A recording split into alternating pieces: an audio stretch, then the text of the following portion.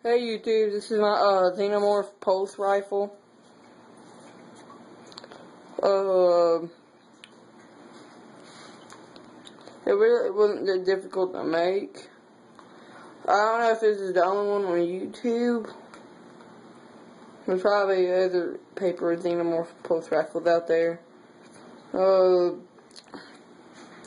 I did have a grip, have the stock.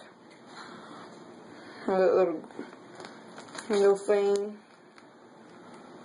Have where the shotgun or the grenade launcher thing is. Have that.